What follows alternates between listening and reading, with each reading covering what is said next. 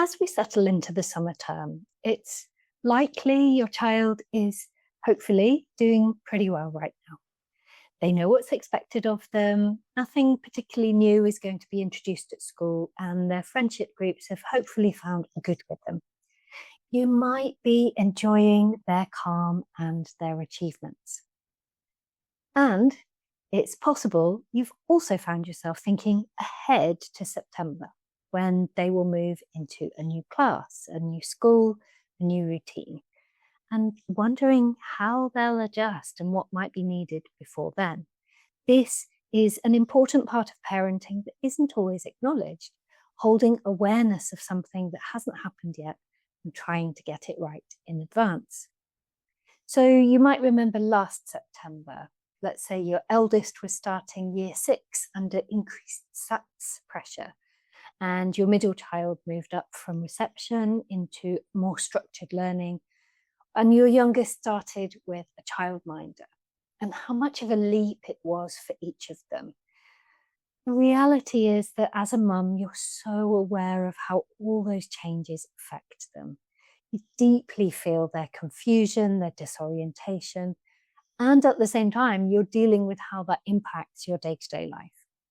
It's hard to stay confident they'll adjust while also soothing their upset in the moment and managing a consistent routine when regular upsets take everyone off schedule.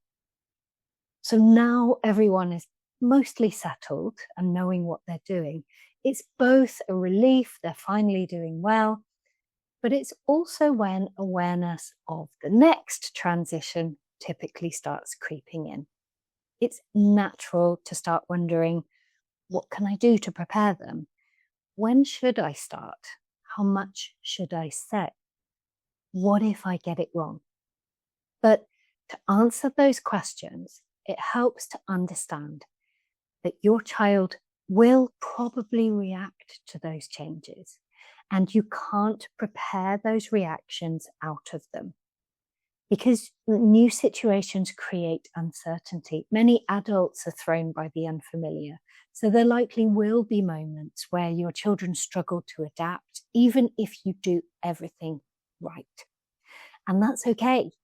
The good thing is, if you know that's part of the process, you can minimize the impact. So the question isn't really, how do I prepare my child so they won't struggle? It's more, how can I prepare myself to support my child when they are struggling to adapt? Because it's your ability to cope with your child's distress and discomfort that is most helpful to them. Having said that, there are specific things you can consider about your child that will help you choose the kind of support that will help them most. Interestingly, right now, when things are generally going all right, this is actually the best time to think about it. There are 3 core parenting skills I teach: repair, respect, and respond. And this is a classic respond move. Rather than leaving things and reacting in the moment when it's already happening, you're thinking ahead before things get stressful. This allows you to consider both what your child needs and the most effective things you can offer them and when to do that.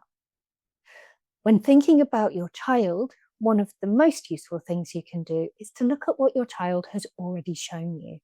Their previous reactions to transitions can indicate whether they're more likely to melt down or cling, for example.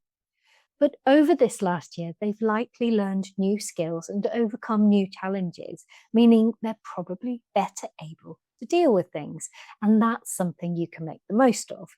For example, when your middle child sat down and worked through their spellings on their own after feeling upset about a test result. Now you know they are both ambitious and persistent.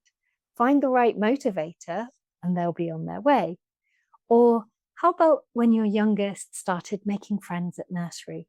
You know, many of those same children will be moving up to the same school, so supporting those friendships now will give them an extra layer of protection, of friendship, of connection when that change comes.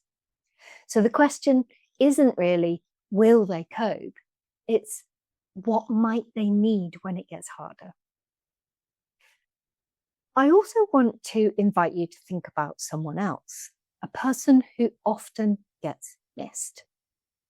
It's you. It's about how you manage when your kids get upset, how you hold yourself together when they are falling apart. Because this isn't just about preparing your child. It's about being able to trust yourself in situations that haven't happened yet. Trusting that you'll be able to read what's going on when your child comes home from school quiet and glum.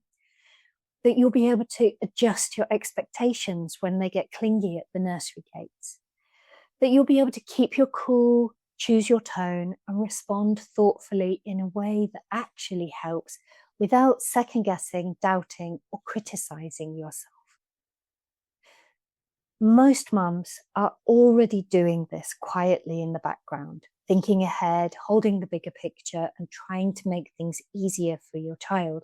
And I want to notice the care and effort and love and dedication that's often overlooked or taken for granted.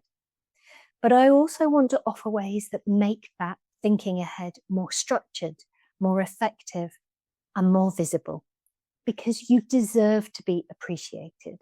But you also deserve to feel you know what you're doing and feel more confident you've made the right choices ahead of time. Now, where it often gets difficult is working out what this actually looks like for your child, because it's not one size fits all. Some children need lots of reassurance ahead of time about what their classroom or teacher or friendship circle will be like. But other children don't want to think about it until it's happening. Some children need more connection and playtime with you, increasing their sense of security and stability, while others need more space, more time with their own thoughts and interests, but they may hit a roadblock once they're in the new situation. And it's not always obvious which is which until you're in it.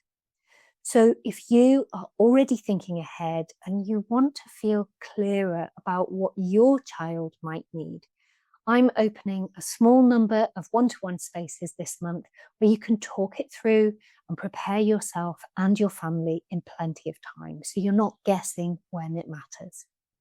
You can message me or book a call to talk it through and work out what will actually help your child.